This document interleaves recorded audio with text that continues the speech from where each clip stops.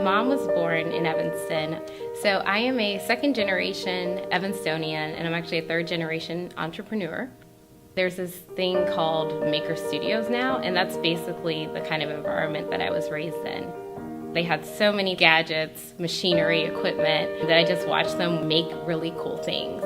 My mom grew up during a time that there were a lot of assumptions about what girls are good at and what boys are good at, right? So they had two girls, me and my sister, and two girls of color, and wanted to make sure that we had every advantage possible. And so that included making sure we were really excited about math and science. And so my mom really took matters into her own hands and decided to create these puzzle piece characters called Patsy and Patrick at the time. For some reason, those characters really resonated with me and my sister, and any business idea I ever had, my parents were open to me trying it. I had Kelley's leaf raking service, and then when I was in high school, I actually started a business with my sister called Go Balloony, which was a balloon animal making business. My sister learned how to make balloon animals, and being the entrepreneur that I am, I said, maybe we can make some money off of your newfound talent. We ended up taking it on business plan competitions, and that really was the basis for me really learning how to develop a business model, and I'm still applying a lot of those things today. I have one experience that I remember from high school that really felt like that changed my trajectory. When I looked into the C++ class, there were no girls in the class, there were no people of color in the class, and so I just felt like even though I had been tinkering around with HTML and CSS at home, I didn't feel that I was going to be comfortable in that learning environment. I think a lot of young people of color or girls of color have to make those decisions every day. They look at environments and they look at classrooms, and sometimes it's just easier to stick with what you know. After I graduated from Evanston Township, I went to Howard University. That was a very formative experience for me. And one of the things I really loved about Howard is that it was an opportunity for me to learn, to make mistakes and grow without necessarily having to represent my race. And also just learning about just different parts of the Black diaspora and opening up your horizon to what it means to be Black in the world and not just like in this country. Once I graduated from Howard, I actually took a role at American Express. I was a marketing analyst, and during my time in New York City, I would take every and any class I could take on tech and coding. And so through learning myself how to code, the more I saw that young girl back at ETHS, and I was like, even though I had the opportunity to jump back in it, I just thought about like all that kind of lost time, right? I really got interested in helping people younger than me get into that as well.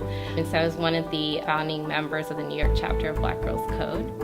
And so that experience that I had out in New York between learning how to code and teaching others how to code, I realized that we really needed to start much earlier in STEM. Even when you are focusing on those subjects in middle and high school, those kids have already decided what their identity is. They already have decided, I'm not a math person or I'm not good at science. And so that's when I was talking to my mom and my sister, and I was like, Mom, a lot of the stuff that you did with us really needs to be applied to learning today. There really isn't anything to get kids starting from preschool or kindergarten into that pipeline. After much convincing, I got my mom to start working on redeveloping those characters with me. We hired an artist, we tightened up the storylines. It took about a year and a half or so. And as we started developing the curriculum around it, we ended up signing on our first client, and it was Chicago Public Schools for all their STEM elementary schools. So our first client was actually the third largest school system in the country. We worked with schools and communities across the country, everything from where parents haven't even graduated from high school to parents who are neuroscientists. And a lot of the parents are looking for teachers who have been trained on bias, who have been trained on gender inequities, because so much of how we teach our children involves like how we were taught, and actually deconstructing some of the not so great things about our own education and making sure that we don't pass on those toxic environments or those misconceptions to the next generation. We've had teachers start to cry and talk about how they're just so happy that we're there to, help them through this and help them really make sure that those stereotypes aren't passed down to the kids that they're teaching right now. One of the things that I really hope to do is create environments where the decisions aren't made for girls or children of color as like what path they should go down. I think that's one of the ways that we're really fighting gender inequality, and also racism is really questioning the decisions, when they're brought to us that these adults are kind of making for the kids around them. I mean, education is everything. A lot of our identities are wrapped up with what we study or what we know or our skill sets and things like that.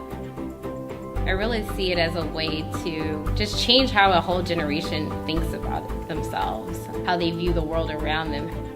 It's actually quite an honor to be able to work with, parents and families and teachers and really creating a strong foundation for these children. And I think that's the way that we just create a better world.